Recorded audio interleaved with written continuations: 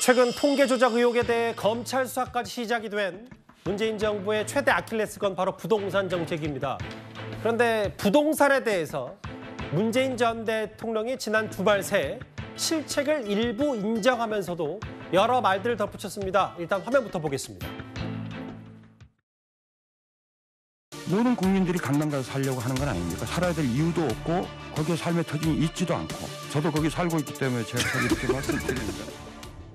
제가 부동산 정책에서 뒤로 빠진 적이 없고요. 문재인 정부의 부동산 정책은 실패하지 않았다고 생각하고요. 부동산 가격의 상승이 전 세계적인 현상이라는 겁니다. 우리나라의 부동산 가격 상승 폭이 가장 작은 편에 속해요. 김 전 수석은 뒤늦게 책을 통해서 문재인 정부는 집값을 잡지 못했다. 이렇게 정책 실패를 인정한 바 있습니다. 지난 정권 내내 그 어떤 실패한 정책에서도 딴 세상 인식이 가득한 자화자찬을 늘어놓았던 문 전 대통령과 참모들을 보면 나라를 맡겨서는 안 됐을 그릇이었음을 한탄하게 됩니다. 화면에 보듯이 부동산 정책을 설계했던 김수현 전 정책실장이 책을 냈고 그거에 대해서 문재인 전 대통령이 양산해서 이걸 좀 여러 얘기들을 좀 거들면서 논란이 좀 있는데요.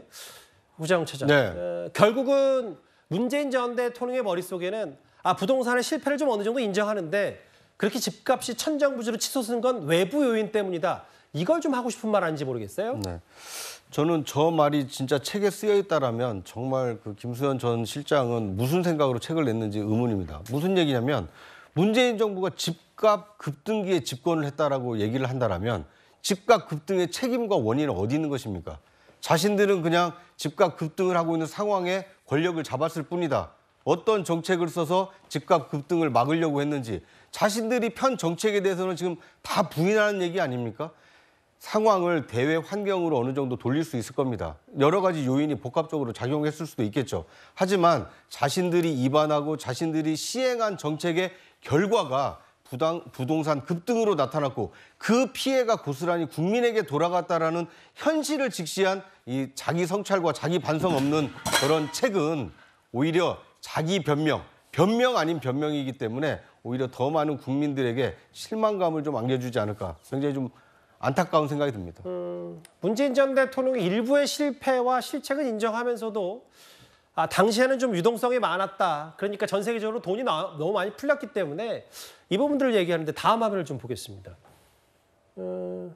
그런데 이런저런 것들이요, 설 전 변호사님. 네. 물론 김수현 전 실장이 책을 내는 건 자유인데 뭐 시점도 시점이고 또 총선도 앞뒀고 또 문재인 대통령이 이걸 또 거들기까지 했기 때문에 이런저런 것들이 총선을 겨냥한 친문 쪽의 메시지 아니냐 이런 해석도 있는데 좀 어떻게 판단하세요? 뭐 그렇게 생각하실 수도 있죠. 충분히. 지금 뭐 실제로 조국 신다 아니면 친문 신다 뭐 이런 얘기도 뭐 여의도에서는 지금 있는 것은 또 사실입니다. 구체적인 뭐 움직임이 있다 없다 뭐 서로 뭐 설왕설래가 가고 있지만은 예. 어찌됐든 그렇지만은 뭐 예를 들어서 김수현 수석이 내년 총선에 나오시지는 않으시겠죠. 내년 총선에 나오시지 않을 것이라 생각을 하고요.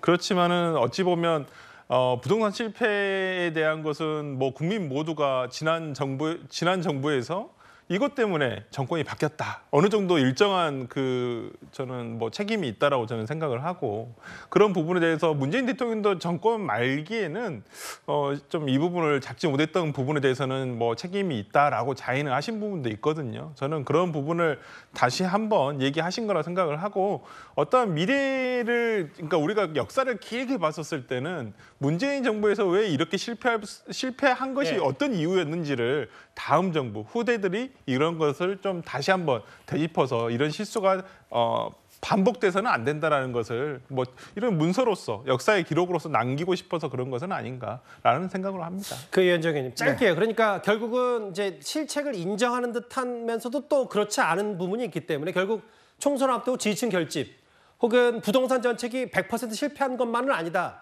이런 메시지를 저희가 좀 어떻게 받아들일까요? 저는 여전히 제 귀에 문재인 대통령 국민들 앞에서 부동산 정책 하나만큼은 자신 있습니다 했던 게 기전을 때리고 있습니다. 그때는 왜 자신 있다고 이야기하셨을까요?